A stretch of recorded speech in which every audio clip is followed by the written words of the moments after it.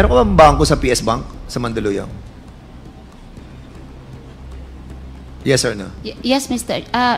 Chair. Did you withdraw 15 million during that time? No, it's not 15 million, Mr. Chair. Magkano withdraw mo? I 20? No, Mr. Chair, 10, Mr. Chair. 10 million Yes. ang withdraw mo. Okay. Where did you get that that amount of 10 million? Savings ko po yun. Savings din also. Yes po. Ang dami mo naman savings sa GM Garma. PSS SLI sa Public Safety Savings and Loan Association. Meron po ba kayong 20 million na cash deposit doon noong 2020 and 2021? Saan galing po yung perang 23 million? Nakakagulat naman po, no? 2020 saka 2021 yung pinasok ng 23 million.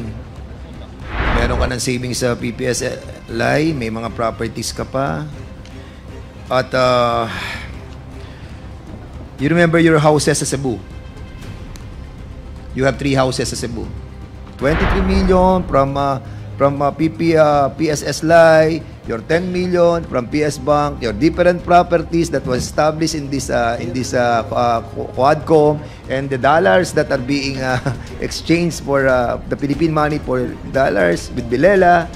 This confirms, where did you get all of this money? Paglipat din ng mga income ng other. Mr. Chair, that's unbelievable. Kinwestiyon ni Santa Rosa Representative Dan Fernandez si dating Philippine Charity Sweepstakes Office or PCSO General Manager Rohina Garma sa kanyang magarang ari-arian at ang kanyang kakayahang mag-donate ng malaking halaga sa isang party list group. Sa isinagawang pampitong joint hearing ng Quad Committee, inusisa ni Fernandez ang dating pulis at PCSO official kung pagmamay-ari ba nito ang isang mansion sa Hilltop sa Cebu. Una itong itinanggi ni Garma, ngunit kalaunan ay inamin nito na siya ang nag-develop ng property gamit ang kanyang sariling pera.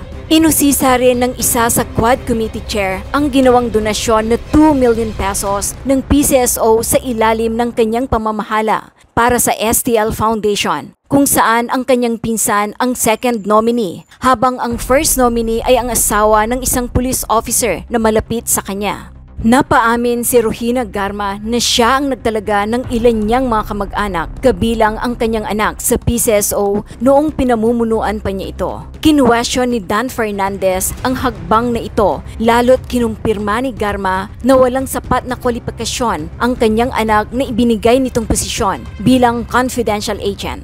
Naungkat din ang kanyang umano'y mahigit 23 million pesong savings sa bangko at Public Safety Savings and Loan Association. Meron po ba kayong kasi hindi ko natanong to kanina, I missed it no? Doon po sa PSS SLI, sa Public Safety Savings and Loan Association, meron po ba kayong 23 million na cash deposit doon noong 2020 and 2021? Yes, Mr. Chair, may deposit po ako. 23 million ang nakadeposit sa'yo doon? Yes, Mr. Chair. Or more than that? No, it's not more than, Mr. Chair, kasi meron na akong dati. So, saan ang galing yung pera? Na dinedeposit ko na nakadeduct po. Saan galing po yung perang 23 million? May binenta po ako na galing po sa mother ko when she died, Mr. Chair. Ano pong property yon, Madam GM? Yung pong 5 sets na jewelry niya po na napundar niya for 15 years. Okay, kasama po ba sa salian to, itong pinasok niyo rito? No, Mr. Chair, kasi po gratuitous, it was only turned over to me nung later part na lang po. Nakakagulat naman po, no? 2020 saka 2021 yung pinasok ng 23 million. At, 3 million ka po? Si Chairman Acop, 3 million lang daw yung kanyang Public Safety Savings and Loan Association. Kayo po, Colonel, 23 million. Hindi po kayo nagugulat sa pinasok niyong pera? Sige, Chairman. Is that your capital contribution for Peace Life? Mr. Chair, it was kasi later lang. Hindi Yes po, yes. Sagutin mo ako. Yes, Mr. Chair. May limit yung, wala bang limit yung capital contribution for Peace Life, just like AFS Life? Can I explain, Mr. Chair? Tinatanong nga kita Yes, Mr. Chair. During that time, parang inopen kasi. So, sabi ko, okay, ilipat ko na lang yung pera. Better, kasi tumutubo po. Hindi ba, I do not know the members of Peace Life here. ang pagbibigay ng capital contribution is for a member, 75,000 every 3 months. Pag hindi member, yung kamag-anak mo is mas maliit kaysa 75. Nagtataka ako, bakit ikaw umabot ng 23 million? Isang Hindi po. bigay yun? Hindi po isang bigay, Mr. Chair. And how many tranches did you contribute that to your capital contribution sa PSLI? I did it twice and Twice? paglipat din ng mga income ng other. Mr. Chair, that's unbelievable. Kaya nga medyo nagtataka lang ako. Dalawang bigay yung 23 million doon sa PSS LAI nung 2020 saka 2021. So, hindi ba to 23 million ng 2020 saka 23 million ng 2021? Are you sure? Yes, hindi po ganun. Mr. So, Chair. total na to nung 2020 at ang 2021. Accumulate, yes po, total na po lahat. Total tong 23 million. So we will be asking General Managuelod as well, the president of the PSS LAI, no, para makita po natin yung amount kung nagsasabi po kayo ng totoo. You remember nung August 18, 2024, when we started the investigation of the Davao Colony incident wherein Superintendent Padilla was here and nag-start na po yung mention about you and Commissioner Leonardo. Do you remember, meron ka bang bangko sa PS Bank sa Mandaluyong? Yes or no? Yes, Mr. Chair. Did you withdraw 15 million during that time? No, it's not 15 million, Mr. Chair. Magkano withdraw mo? I 20? No, Mr. Chair, 10, Mr. Chair. 10 million Yes. ang withdraw mo. Okay. Where did you get that that amount of 10 million? Savings ko po yun. Savings din also. Yes po. Ang dami mo naman savings sa GM Garma. Meron ka ng savings sa PPS LAI, may mga properties ka pa. At you remember your houses sa Cebu? You have 3 houses sa Cebu. No, Mr. Chair. Wala kang bahay doon?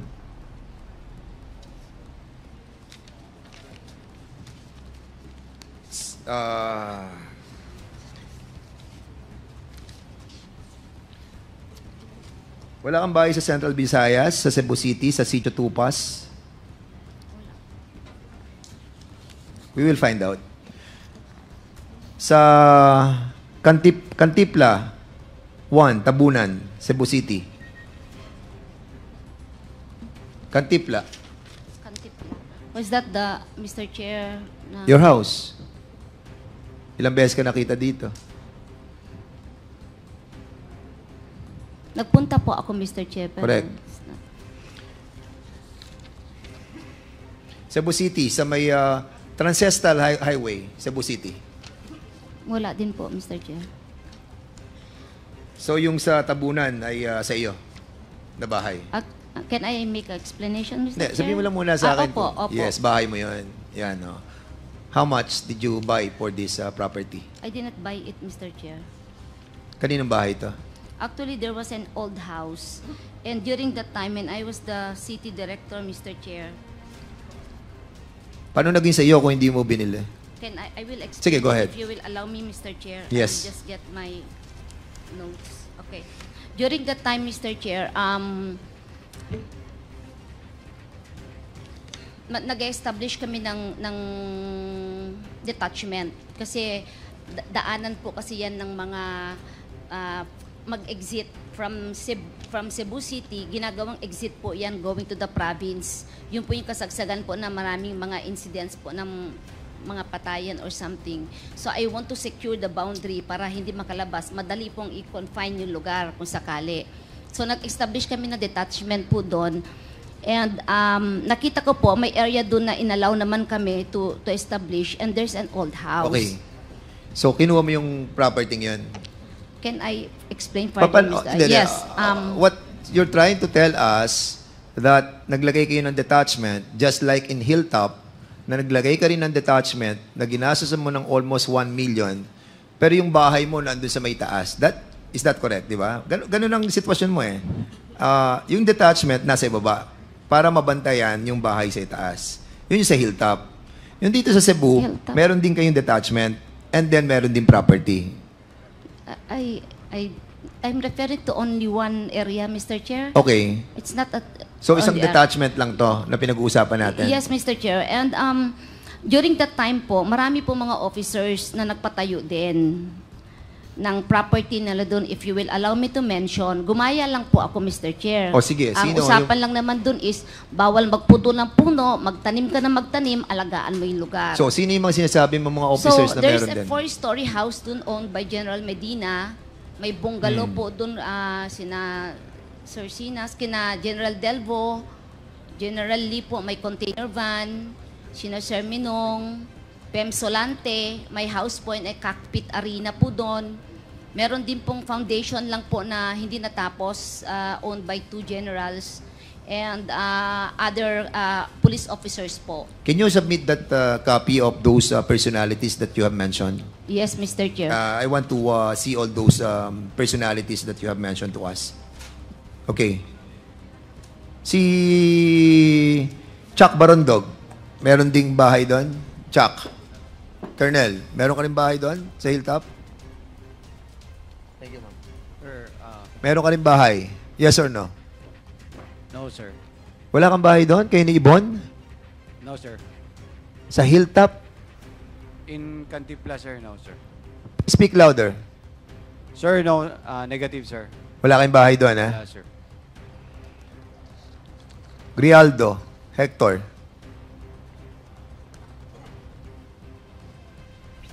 Asa si Hector Grialdo?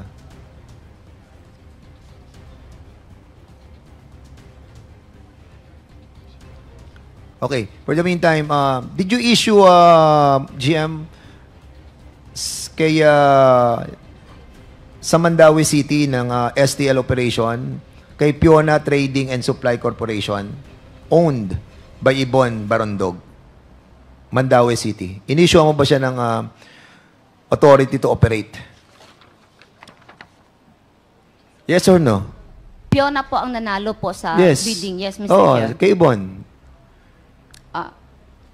Nasa Kasi- record naman po. Oo, nasa record talaga na in-issue mo na asawa ni Kenrel Barondog, si Ibon Barondog, na siyang first nominee ng STL Party List. At siya rin ang presidente ng STL Foundation na binigyan mo ng 2 milyon out of the PCSO fund para sa Mandaue City. Di ba? On the record, Mr. Chair. Okay, on the record. May I reiterate my request, Mr. Chairman, lastly, para po ipatawag si Igel Awakay, appointed as a permanent position na Technical B Assistant, appointed by GM Garma doon po sa PCSO. Kasi siya po nag-aayos ng mga feasibility study ng STL na pinapasok ng grupo nila GM Garma. And as a matter of fact, Mr. Chairman, and I still believe that the operation of STL in the whole country is still being controlled by GM Garma with these people na appointed in the PCSO. For the meantime, Mr. Chairman, yun po muna, and I yield back my time. Sige, salamat Congressman Fernandez. Mr. Chair, can I make Sige, is make a that state- related sa Yes, sinabi Mr. ni Chair. Yes, sige. Yes, Mr. Chair. There is a process po sa pag-ano po ng STL. From the start parang po na processing, paghulog and everything, naka-video po lahat yan. Pag binuksan po din namin yung Dropbox, naka-video din po yan at may 3 susi na may hawak po Office of the Chair, the core group, na umuupo po sa core group, which is the... STL Core Group. STL Core Group, which is the manager ng gaming po. And 3 susi po yan, Mr. Chair. Pag binubuksan din po yan at ini-evaluate, meron pong representative lahat ng Board of Directors. At ang ginagawa po yan, ini-scrutinize isa-isa po yan. At naka-record po yan. At ang nag-preside po sa processing na yan po ay ang Assistant General Manager for Gaming. Hindi po ako umuupo dyan. I only come in kung nahihirapan sila, like may conflict, and I will just give guidance and I leave them immediately. Pagkatapos po ng evaluation, Mr. Chair, ay ini-endorse namin sa board yan kung sino yung mga pumasa at hindi pumasa. Usually yung pumasa lang. Nagkakaroon po ng resolution Mr. ang Chairman, core group. point of order. I'm just explaining, Mr. point Chair. of And then, What is the point of order? Are we discussing the guidelines in how to approve an STL franchise, or are we discussing EJK Pogo? I'm sorry, I'm a little Thank bit you for lost, Mr. Chairman. thank you for calling the attention of the chair, DS JJ Suarez. Mr. Chair, Yeah, konti Mr. na lang Chairman, po. if I may, ako maybe- Sasabihin ko lang po na pinagbobotohan po namin yan kung sino sige. po yung mananalo. Wala po akong hold or say po dyan. I have only one vote, Mr. Chair. Okay, Sige, for thank the you, information thank you. of everybody, for the information of GM Garma, yung asawa po ng first cousin mo na si Miss Emmy Ubales, na asawa ni anong harango niya? Corporal, na first cousin mo, si Corporal Junjun Ubales, is the secretariat head ng STL Core Group during your time. Mr. Chair, can I... Wait. At si Igel Awakay, na job order lamang, no? And walang capacity to be appointed as technical assistant B, nilagay mo rin tao mo. can And that's the I, reason why you control the STL core group. Who decide who's going to win? Because, Mr. Chairman, nagsasubmit sila ng mga feasibility study. And all this feasibility study that was submitted to the STL core group, sila po ang mumahawak. First cousin niya, asawa ng first cousin niya, si Miss Emmy Ubales. PCSO. PCSO. I'll be asking first the Yes. PCSO before we recognize you. PCSO, can you kindly confirm yung position ni Emmy Ubales sa PCSO during the time of GM Garma? Can you kindly give Mr. us Chair. the position? Mr. Chair? Mr. Chair, Yes, Congressman Akop. may I know who is supposed to be the spokesperson or the head of the contingent from PCSO to answer the questions? Kasi papalit-palit. Merong isang sumasagot doon, may sumasagot doon. Para si ano siguro, yung ating ano, si Gubayo. Who's the highest official of PCSO na present today? I think AGM, Assistant General Manager Gabuya. Andyan Okay. siya? Ma'am, Gabuyo. She's on leave po. She's on leave. Yes po. Right now, andito po ang AGM Arnel Casas, AGM of Gaming, GPDMS. sige, can we ask AGM, where are you, AGM? Can you please take Yeah. And Mr. Chairman, this is very crucial for us to find out if still, no? Kasi, GM Garma, no? Your 23 million from PSS Lai, your 10 million from PS Bank, your different properties that was established in this Quadcom, and the dollars that are being exchanged for the Philippine money for dollars with Bilela. This confirms, where did you get all of this money? May tatanong pa nga ako sa iyo eh. Kung meron kang share sa Wakwak 80 million per share, meron ka ba? AGM, can you kindly confirm to us yung position ni But before that, did you take your oath already, AGM? Not yet, Your Honor. O di ba we ask you, everybody kanina, those who attended the committee hearing for the first time must take their oath.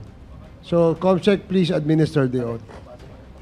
Meron pa ba dyan? Meron pa ba dyan wala, hindi pa nag-oath? May I ask you to please take your oath? Or it's the last na lang siguro sa AGM. Please, Yes, Comsec. Mr. Chair. Please raise your right hand. Do you solemnly swear to tell the truth, the whole truth, and nothing but the truth in this public inquiry, so help you God? Thank you. So what we wanted to find out, AGM, yung role na ginampanan ni Emmy Ubales na asawa ng first cousin ni GM Garma during the time of her incumbency. Mr. Chair, si Emmy po, if I recall it right, executive assistant po siya sa GM's office. But she's functioning as a head secretariat ng STL core group. Am I correct? She was assigned at that. Yes, he was assigned. All right. Oh, that's confirmed our manifestation kanina that she was put on the STL core group to control the assessment and the processing of all the documents with Agel Awakay, which become permanent in the PCSO. With that, Mr. Chairman, siguro we'll be asking AGM. AGM, please. Kasi we heard that still all the operation in the PCSO together with the winning STL operators are still controlled by GM Garma. That's an allegation. But what we wanted to find out is how these winning operators won, no? During our time. Gusto namin malaman kung lahat, although we have already know the procedure, but what we wanted to find out are all those documents that were submitted sa inyo. Can you submit it to us, AGM? We will submit, Mr. Chair. And bring also Mr. Agel Awakay In the next hearing. in the next hearing. Thank you so much. Yes, Mr. Chair. Mr. Chairman, maraming salamat. Thank you. Ay, and by the way, okay na. Thank you so much. Thank you. Chairman, ako, just a rejoinder lang po. Ito, last na lang po.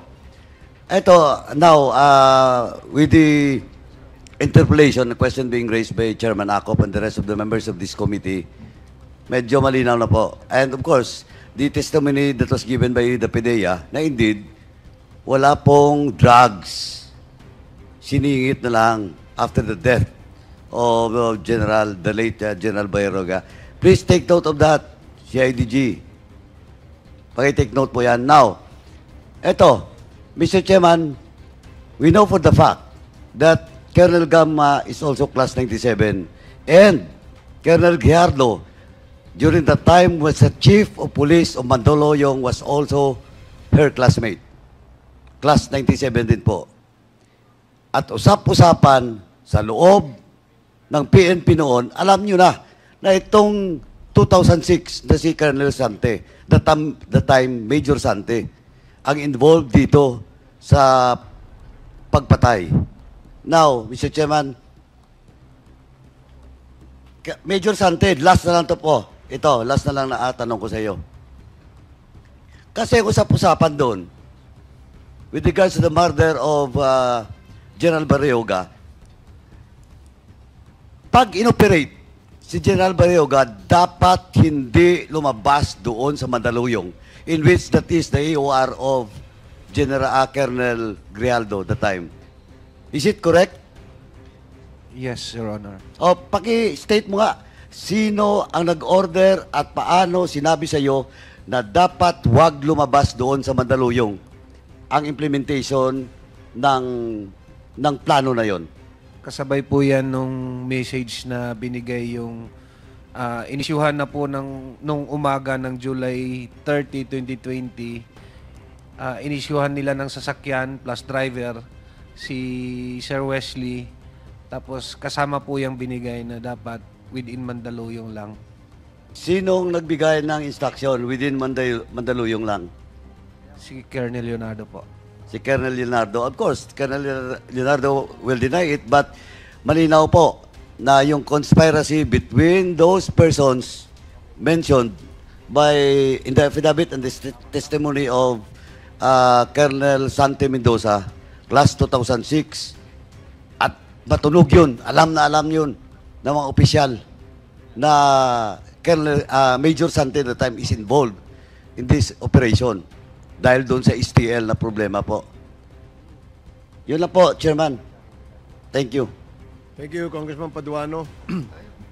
So, ako clarification lang kay Colonel Leonardo at kay Colonel Garma. Colonel Garma, dun sa sinumpaang salaysay ni Colonel Santi Mendoza at saka ni Nelson Mariano, ay tinuturo ikaw. At kanina, nung natanong ka, you vehemently denied your participation. Tama ba yung pagkakadinig ko? Yes, Mr. Chair. Okay. Now, din sa salaysay na sinumpaan ni Santi Mendoza at ni Nelson Mariano, binanggit din si Colonel Leonardo bilang isa sa mga siya ang nag-utos na i-execute itong si General Barayuga. And you likewise vehemently denied, correct? Yes, Mr. Chair. Okay. Kasi nagiging palaisipan sa tao ngayon, ikaw ay nag-deny. Sino at ano ang motibo para patayin si General Barayuga?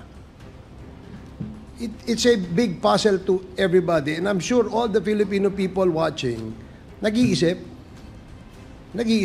Because yung circumstansya na kung saan kayong dalawa ni Colonel Garma ay nabanggit will lead to a conclusion na may kinalaman kayo.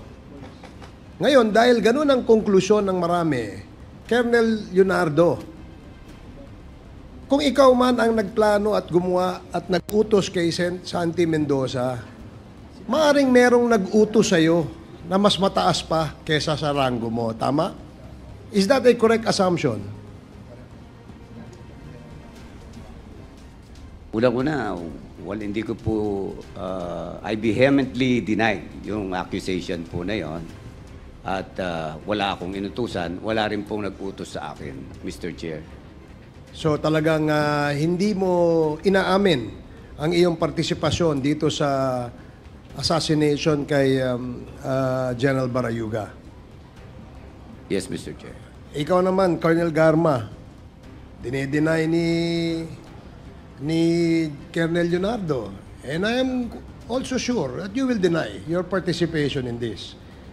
But meron kayang mabigat na dahilan para sa iyong opinion, meron bang mabigat na dahilan para ipapatay si General Barayuga? Sa iyong opinion? Hindi rin po ako maka-speculate, Mr. Che, pero yung sinabi po kanina ni Chair Pinili po na it has something to do with the STL, or the peryahan, I don't think so, Mr. Chair. You don't think so? I don't think so na yun ang rason or something. Kung i-allow niyo ako mag-explain, it's very long and you can dig into records, Mr. Chair, na it has nothing to do with STL. I'm sure of that. Or the peryahan ng bayan. If you dig into the records ng PCSO, documented po lahat yan. At hindi ako nag-i-insist. Nung nag-assume po ako, like yung peryahan, Mr. Chair, there is already a Court of Appeals decision na status quo. May status quo anti-order issued favoring PNB's operation. And there was already an existing board resolution approved by the board that they recognized the CA decision. So when I assume, Mr. Chair, tapos na.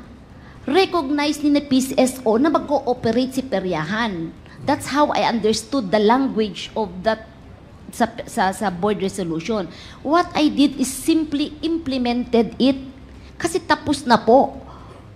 And then, nung in-implement ko po, only sa area na sinasabi ng batas na status quo lang siya. So, in-implement ko lang po yun. Yun nga lang po, nagkaroon din ng order sa office sa Malacanang na i-stop. So, I stopped. Okay, sige. Yun po yung nangyari doon. I did not insist anymore because there's an order already since you are under the office of the President. So, what we did is we filed a case against peryahan na po. Kasi wala naman ng operation. We challenged the CA decision. Yun po yung naka-record po lahat po yan. With regards to sinasabing corruption, kailangan din magbigay po, tulad po ako, may mga requirement po na under me na hiningi ng NBI which I submitted. Okay? And then po, meron din mga board resolutions na under the control of the board secretary. Ang iniimbestigahan po dyan ay hindi during my time. Ang inimbestigahan po is before I assume na Okay. mga waivers of STL. Sige, naintindihan na natin Yun po no? yun, hindi po during my time. O sige, okay. Naintindihan na natin yon. Kasi yun nga, gaya ng nabanggit ko kanina, ay palaisipan no, sa taong bayan. Yes po, Mr. Chair. Dahil itong dalawang insidente na kung saan may namatay, ay parehas pangalan yung dalawa ni Colonel Leonardo ang palaging nababanggit. In fact, may mga naglakas loob na humarap dito sa komite at nagbigay ng sinumpaang salaysay na itinuturo kayong dalawa. Now, siyempre, nag-iisip ang mga tao ngayon. No? At tinatanong, hindi naman pwedeng kayong dalawa ang nag-isip kung totoong kayo ay may partisipasyon doon sa pagpatay sa 3 Chinese at dito kay General Barayuga. Hindi naman nag-iisip ang taong bayan. Ano ang galit nyo sa mga ito na para ipapatay nyo ito kung kayo man ang nag-utos para patayin sila? Di ba? Ano yung inyong motibo? So, malaking palaisipan dahil ang tao nag-iisip na merong nag-utos sa inyo na mas malaki pa kesa sa inyo. Kaya hindi maaalis na isipin ng ating mga kababayan na itong ginawa ninyo, kung sakali na totoo kayo ay may partisipasyon dito, ay hindi dahil kagustuhan nyo lamang, kundi mayroon nag-utos sa inyo. And we will dig deeper and discover that later on. Okay? Hindi pa naman tayo tapos. Tuloy-tuloy pa rin ang ating hearing. In fact, ngayon ay pupunta na tayo sa ating sunod na topic for today. And I will recognize Congressman Paduano to help me transition to the new topic. So, Mr. Chair, Paduano. Mr. Chairman, before the new topic, I think it is Chairman Fernandez. Ganito lang po, yung BID ba nandito? Yes. BID? Andyan. We invited the Bureau of BID, Immigration. please. Wala. Andito sila, immigration. We have invited the immigration. Asan ang Bureau of Immigration? Please raise your hand. Comsec nandito ba? No, because we have invited them for the POGO. No, And no, that's no, the no. reason. Comsec, please relay to the BID for a lookout bulletin to all those names mentioned no dito. At saka pati yung wala dito, a certain Jeremy kausapin alias Tox, no, to be in the lookout bulletin. And Mr. Chairman, before we transfer to next topic, may I move, Mr. Chairman, that a subpoena ad testificandum should be issued to Jeremy kausapin alias Tox for the next hearing. So move, Mr. Chairman. Sir Chair, can I have a quick question to... There is a motion to May motion pa. invite SPO4. No, a subpoena should be issued to Jeremy kausapin alias Tox. Colonel Leonardo, ano bang rank niya? Hindi ko po sure kung anong rank niya ngayon, pero nung araw, PO3 or Anyway. Sergeant. Anyway, Sergeant. Comsec, please coordinate lang po sa PNP para makuha yung eksaktong rank ng Jeremy kausapin alias Tox. Now, last, Mr. Chairman, Colonel Villela. Yes, sir. Do you have a dollar account? Dollar account, yes or no? Yes, Your Honor. Are you willing to sign a waiver Just for the dollar account, Your Honor? Yes, Your Honor. for the dollar account? Yes, Your Honor. Or can you give to this committee, to the committee secretary, your your dollar account? Yes, Your Honor. And they How about peso account? I have also, Your Honor. Are you also willing? Pag may kaso po, Your Honor. Sorry? Kung may kaso na po ako, Your Honor, wala naman po. May kaso ka na ba? Wala po. O so you're not willing? Pwede naman po. Oh. And then tinatanong na, are you willing? No, Your Honor. No. Yes, Your Honor. Ba't sa dollar okay ka? Yes, Your Honor. Why? Why sa dollar okay ka, sa peso account ayaw mo magbigay? Wala naman po akong tinatago, Your Honor. Pati kasi Hindi mo mga sinasagot yung tanong ko. Bakit sa dollar account okay ka, pero sa peso account ayaw mo magbigay? Yung mga negosyo kasi, Your Honor, masasali doon. Masasali talaga yon kasi that will be a predicate crime if will file a case against you. Ganon din yun. Yes, Your Honor. So sa dollar account, okay ka? Yes, Your Honor. Sa peso account, ayaw mo. Just on record, ayaw mo. I'm willing, Your Honor. Oh, you're willing. So you can submit now to the COMSEC before the hearing ends today? Yes, Your Honor. Okay. COMSEC, kindly get the dollar and peso account of lahat, ha? And prepare the waiver. And COMSEC, please prepare the waiver. Thank you, Mr. Chairman. That's all. Thank you. So, Congresswoman Jinky. Very quick, Mr. Chair. Few questions for Colonel Grijaldo. Colonel, I saw your investigation report about the murder incident of Wesley Barayuga. Barayuga. Yes, ma'am. May I know, sino po bang mga inimbestigahan yung tao? Why you come up with a result of an investigation that indeed he's involved in drugs, when in today's manifestation of Bidea, through the Honorable Acop, nung mapasama siya sa list, patay na siya. Where did you get that information that he is involved in drugs? Ma'am, on our investigation, ma'am, done by our investigating team, we have only two motives that time. It is a work-related and personal grudge. I saw in your investigation report that you validated the fact that he is involved in drugs. It's with the committee. Just, I will check, Your Honor, because on July 30, when the incident happened, immediately thereafter, on July 31, we made, there was a order to have a SITG team that time. So, it is done by all law enforcement agency, yung report po na ginather na namin, ma'am. Mr. Chair, I do not understand why Colonel Grijaldo will not be able to access that information with the PIDEA, considering that we belong to the government institution. You can do the validation with the PIDEA. As a matter of fact, I suppose that you validated this information also with PIDEG, no? Saan niyo po ba nakuha yung information na yon? Because it is really very enlightening na patay na yung tao when he was included in the list of narco police. How will you explain this, Colonel?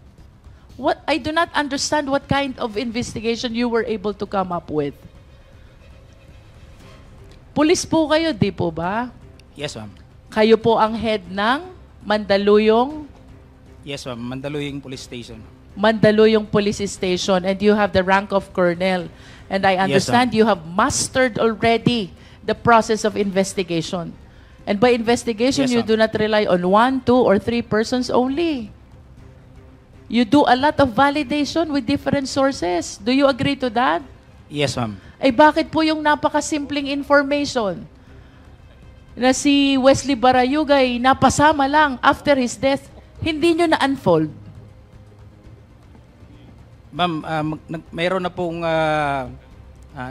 SITG that time, composed of CIDG, yung mga other units, ma'am. Ginagather namin lahat ng information. Then, nag-aano naman kami, ma'am. Pinupuntahan po namin yung any possible na makuhanan namin ng information to, If I may interrupt, Colonel, did you even mention in your investigation report that he was included after death? Did you include that? Ma'am, wala ho kami dun sa station, ma'am. Yung report namin, ma'am, submitted namin dun sa district, ma'am.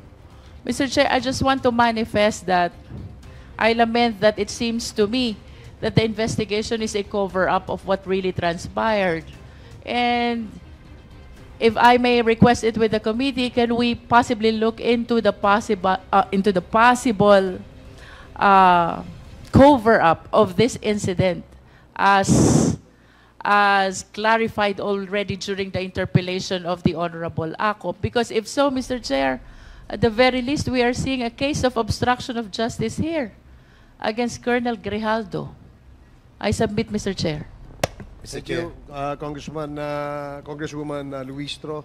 Yes, we have subpoenaed the documents pertaining to the SITG report and CIDG report in the investigation of the death of General Barayuga. And with that, it will probably be clear to the committee as to how we will take the information and what recommendations we will make with respect to the Barayuga case, Your Honor. So last, Yes, it's a very, very short manifestation, Congressman Fernandez. 3 questions lang kasi hindi ko sila natanong.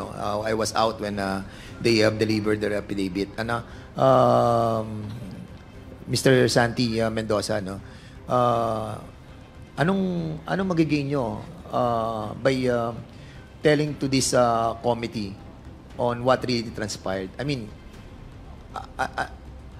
it's kasi sa nakikita ko, it's all risk eh. Di ba? Sa paglabas nyo dito. Pwede naman kayong magtago na lang eh. Pwede na kayong hindi pumunta rito eh. Anong nararamdaman nyo? Ang feeling nyo ba, biktima kayo ng war on drugs or nagamit kayo? Basically, yun ang nasa loob nyo. Pero pwede naman kayong hindi na magpakita at hindi makialam eh. So, what pushes you to be in here and to tell us all? Your Honor, wala na pong mas noble pa sa pagsasabi ng katotohanan. Nelson. Gusto ko lang pong lumabas yung katotohanan. Alam niyo ba sa ginawa ninyo? Merong isang pamilya ngayon nagdurusa, lumuluha, at nawala yung kanilang padre de pamilya na nagbibigay ng kabuhayan sa kanila. Yung asawa ni Wesley Barayuga. Alam niyo ba yung pamilya nila na hindi malaman kung sino ang tunay na pumatay? At ngayon na nakita nila na kayong dalawa ay kasama si Commissioner, kasama si GM. Masakit para sa kanila yon. Don't you think it's right na in front of all the people na humingi kayo ng tawad sa pamilya Barayuga? Being a victim of this war on drugs. I think you are also a victim of the war on drugs. And I think marami pa sa mga kapulisan ng katulad ninyo. At umaasa ako na sa committee hearing na to, yung ating mga kapulisan na nagamit sa war on drugs, encouraging them to also go out and try to tell their story. Siguro panahon na para humingi kayo ng tawad sa mga taong nawala ng kapamilya. Sige, go ahead. Mr. Chair. Tapos ka.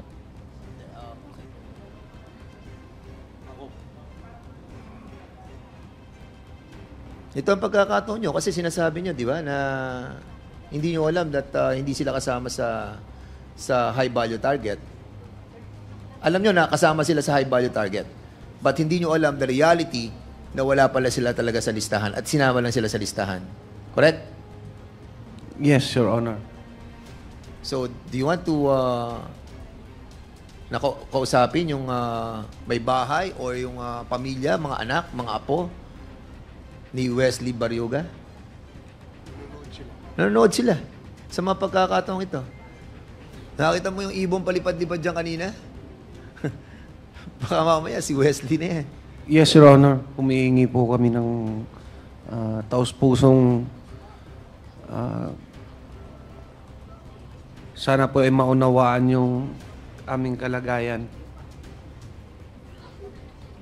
kami po'y umihingi ng taos-pusong kapatawaran sa pamilya Barayuga po.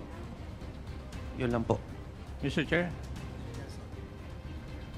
Humihingi po kami ng taos-pusong paumanhin sa pamilya. Kami po biktima rin na pagkakaakala namin kasama siya talaga sa war on drugs. And you have to prepare yourself dahil you sir. expose yourself to danger as well. But rest assured that the Quadcom and the government will be behind you. Maraming salamat, Mr. Chairman. Thank you, sir. Thank you, Congressman Fernandez. Congressman Akop? I missed one thing a while ago, Mr. Chair, to satisfy my instinct.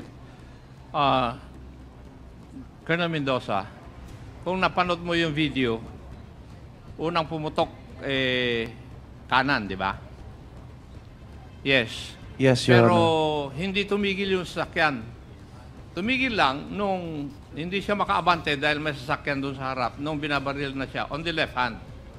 Tama? Yes, Your Honor. Kasama ba sa plano yung pag hindi siya makaabante? Kasi kung doon sa unang putok, hindi siya fatally hit, makakadiretso. Your Honor, Hindi kasama? hindi ko, wala po kasi ako doon sa buong pangyayari. Si Nelson? Ang pagkakaalam ko, parang hindi kasama yung nag-ipit. Hindi kasama. Accidentally lang. Thank you, Mr. Chair. Okay, thank you, Congressman Akop. Kanina, Mr. Chair, nung nagkukwento, no, si Lieutenant Colonel Mendoza, para tayong nanonood ng telenovela. Parang napanood ko yung mga nangyayari, no, sa kapulisan, no? Parang eto, syempre si Barayuga, isa rin itong pulis, no, na-assign doon sa PCSO. Tapos makikita natin, kung totoo yung sa affidavit ni Mendoza, parang sila, no, yung main character dito. Well, nakita natin din dito, no, Mr. Chair, at nakakalungkot. Parang, tanong ko na nga si Colonel Mendoza. So, Colonel Mendoza, naisip mo ba yung utos? Yung utos ng, halimbawa si Leonardo o kay Garma, naisip niyo po ba na hindi maganda o hindi tama yung gagawin? May hesitation po ako, Your Honor. Nung time na yun. Okay, may hesitation ka. Pero bakit itinuloy mo pa? Para bang ganun ba yung kultura sa police na kapag lower class, di ba, pag inutusan ng upper class, kailangan sumunod kahit na tingin nyo masama? Ito, pagpatay ito di ba? So, masama ito, yung pagpatay. So, bakit po itinuloy nyo pa? Kasi po, nilagyan nila ng derogatory record na involved sa illegal drugs. Yung si Sir Wesley. Well, yun nga katulad na sinabi ni Attorney Conti kanina no? Involved sa illegal drugs, kaya pwede nang patayin yan. O yung mga aktivista involved sa ganito, or inano kang terror, pwede nang patayin. So, ang ibig bang sabihin, parang automatic sa mga pulis, Mr. Chair, na kapag involved sa illegal drugs ay kailangan patayin or dapat patayin? Your Honor, napilitan po talaga ako doon na sumunod na lang. O dahil sa pera? Hindi po. Okay. Pero nakakonsensya ka, kaya ka nag-testify dito. Yes, Your Honor. Yes, Mr. Chair, parang, well, as a teacher, no, lesson lang din ito, no, sa ating mga kapulisan. So, pag alam nating ito po ay masamang utos or pagpatay, paggawa ng krimen, kahit pa po yan ang gagaling utos ng nasa taas, ay hindi dapat na ginagawa. Tama ba, Colonel Mendoza? Yes, Your Honor. Lalo na yung pagpatay. And even involved yan sa illegal drugs. So, hindi ba dapat imbestigahan kung totoo ba? Kasi nakalagay dito, dun sa investigation po, Mr. Chair, ni Police Colonel Hansel Marantan. Kailangan pang imbestigahan, in-depth investigation on alleged involvement of late Attorney Wesley Barayuga in rampant selling of illegal drugs. So kailangan pa yung imbestigahan nandito sa inyong recommendations 'Di ba? Opo, Your Honor. Yes, Your Honor, talaga nakakasikip lang ng dibdib yung mga nangyayaring ganito kasi hindi lang yan tungkol sa ganyan. Pwede rin po yan mangyari. Alam niyo po ngayon, mag-i-eleksyon, nangyayari yung ganyan na pwedeng may mag-utos, pumatay, yung ganito. Sana wala na pong mangyaring ganon, Mr. Chair. Kaya nakakabahala itong seemingly kultura sa PNP, kapag inutusan ka, pumatay, katulad ng nangyari sa Chinese na mga drug lords, nakakulong na nga, pinatay pa rin, 'di ba? Yung mga batang na involved doon sa EJK nung panahon ni Duterte ay talagang talagang nakakaawa, Mr. Chair. Ano nga ba yung dahilan? Bakit pinatay? Okay? Anomalya ba? Sabi ni kanina, Colonel David Poclay, nasa drug list. Sinabi rin ni Mendoza, involved sa drug list. Pero ang tanong ko po, meron dito kasi sinasabing ganun dito na fact-finding approaches surrounding the alleged anomalies in PCO which resulted in the filing of cases by the NBI against PCSO officials to the Office of the Ombudsman, in which Attorney Barayuga was a witness. Siya daw ay witness ng NBI sa investigation in the case filed before the Office of the Ombudsman against former and current PCSO officials in connection with the alleged corruption in the remittances of STL. At nakita rin po natin sa pagre-research po natin, Mr. Speaker, Mr. Chair, Barayuga helped PCSO streamline operations of another PCSO regulated game, the Small Town Lottery, by introducing an audit system that led to the discovery of millions of pesos in loss of revenues. So kailangan natin maimbestigahan ito, Mr. Chair, kasi ito yung nakikita na findings, At tanong po natin sa PCSO, sino po ba yung pinakamataas diyan? I see, sir, si Mr. Arnel Casas po. Meron po bang case ngayon sa Ombudsman involving officials of PCSO? To your knowledge? Mr. Chair, allow me to consult with our legal department on the matter. Yes, Sir Arnel. I'm sorry.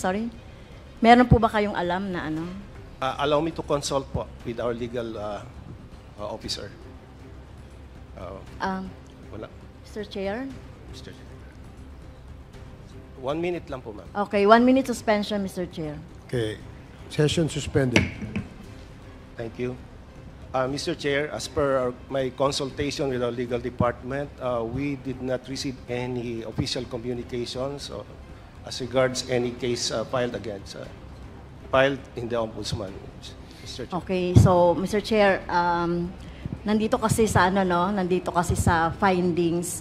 So tignan natin kung na-file po. But anyway, Mr. Chair, siguro kay Police Colonel David Poclay, nakalagay po kasi sa recommendation ninyo, magkakaroon pa kayo ng investigation. Mr. Chair, kasi itong kanilang findings or itong kanilang, yung kanilang mga recommendations ay investigation report, RE-SITG, Barayuga shooting incident, September 28 pa po, 2022. So, meron na bang development itong investigation, Mr. Chair? Mr. Chair, sir, After September 28, 2022. there were no more developments after this report was written, but it was not terminated, and therefore the CIDG is not precluded in reopening or continuing with the investigation with this development. Okay, so with the latest development now, are you thinking of investigating further sa nangyari ngayon dito sa ano? Yes, Madam, Mr. Chair, we have sent a memorandum to NCRFU to continue with the investigation. Okay. Thank you, Mr. Chair. One last na lang po, Mr. Chair. Hinahanap ko si former Police Chief Albayalde, pero umalis na pala. Kasi yung question ko ay sa kanya rin. But anyway, may I ask Attorney Conti, the accredited lawyer of the ICC. Attorney, Mr. Chair, kay Attorney Conti, sino po ba yung di ba merong list ang Office of Prosecutor ng ICC na iimbestigahan din? Sino ba yung mga nasa list aside from former President Duterte? Well, first, Your Honor, actually we have another counsel, a counsel accredited with the ICC, Attorney Joel Butuyan of the Center Law is also present. But as to the question, Your Honor, most recently, the Office of the Prosecutor of the International Criminal Court identified 5 possible suspects in the investigation in the crimes against humanity in the Philippines. Foremost is former PNP Chief Bato de la Rosa, former PNP Chief Oscar Albayalde, Eliazar Mata, and 2 other names which escaped me, Your Honor. Romeo Karamat, yes, Your Honor. And Romeo Karamat. Is that all? There's a 5th one, Your Honor. Let me just check again. Si Attorney Joel, meron po ba kayong alam? So, aside from former President Duterte, Albayalde, Karamat, De La Rosa, Patang, Your Honor, I confirm the names that were mentioned by Attorney Conti, Your Honor, but there are actually no official confirmation from the ICC yet on the full list of the names that are under investigation in the ICC, Your Honor. So, in your knowledge, Mr. Chair, in your knowledge, anyone can answer. So, in your knowledge, pag ganitong nasa Office of the Prosecutor and they are on the list of suspects, ano ba sila? Sinosomon ba sila? Or binibigyan sila ng ng sulat para mag-testify? Or sumagot doon sa At this point, hindi pa po, Your Honor. Attorney Conti? Sorry, Your Honor. The last name is Colonel Edilberto Leonardo. Sorry. So 2 of those who are named as suspects in the document, well, as of now, it's unverified. But I believe that the document, there is high probability that it is correct and true, Your Honor. But as regards the question, in fact, the ICC is looking at a variety of actors, even regional, provincial, and city-level directors in charge of coordinating operations on the ground. The working theory of the ICC, as we know it, Your Honor, is that these killings were under the instruction of a group, in particular the Davao Boys or the Davao Group, and under the instruction or direction of President Rodrigo Duterte. And as it appears now, there are also private individuals involved. So may police po, tapos meron din pong private officials na involved, na parang ang lumalabas isa po palang criminal gang. Kaya importante po yung punto tungkol sa reward system, kasi yung po yata ang magdidikit-dikit sa kung paano nga ba napopondohan yung patayan. Okay. So, thank you, Attorney. Dito po sa, hindi niyo po alam kung sila po ay officially nag-respond, nag-cooperate sa ICC, investigators. So wala po kayong alam doon. Wala pa, Your Honor. Okay. And that is confidential, Your Honor. Okay. Thank you. Kay Attorney Joel Butuyan, kasi di ba kayo po yung nag-imbestiga or kayo po yung tumulong kay isang witness natin, Mr. Chair, yung pong naalala natin yung sa Payatas, may 5 yata na EJK, may isang nabuhay. Okay, so salamat, nabuhay. Si Murillo. Mr. Chair, kumusta na po si Murillo? Your Honor, he was actually invited to be a resource person in this investigation. Yeah. But he really has fear for his life, Your Honor. He was the subject of an assassination by the police, but he survived. His is an extraordinary story because he survived.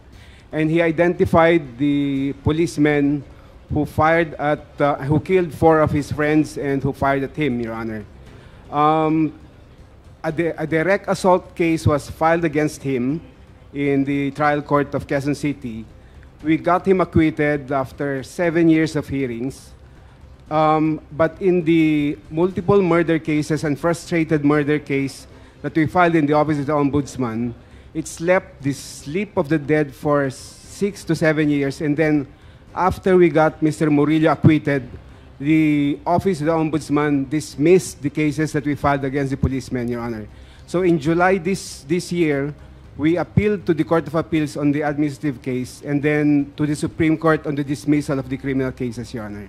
Yeah, ito yung grupo ni Colonel Patay. Yes, Your Honor. The sa Payatas? Police sa Station 6, headed by Colonel Lito Patay, Your Honor. Okay. So, meron pa po ba kayong ina-assist na related to EJK under the Duterte administration? We represent a total of 40 incidents, Your Honor. 35 in San Andres Bukid, Manila, 35 deaths. We filed a petition for a writ of amparo. This was consolidated with the case of Attorney Chel Jokno. And it was because of that case that the Supreme Court ordered the police to divulge all the documents related to the killings from 2016 to 2017. Unfortunately, until now, there's no ruling yet from the Supreme Court, Your Honor. Okay. On the writ of amparo still case. Pending? Yes, Your Honor. Okay. Mr. Chair, baka pwede nating matulungan po yung si Murillo na maka-attend sa atin at mas-secure yung kanyang yung protection niya and security. Baka pwede pong may magawa ang chairman, ang chair, ang committee, ang Quadcom para po dun sa security and protection ni Murillo po. Sige, we will just confer with the lawyer of Mr. Murillo and before we decide on that, Your Honor. So thank you, Congresswoman Castro. Mag-subscribe at i-click ang notification bell para sa mga susunod na video updates. Maraming salamat po.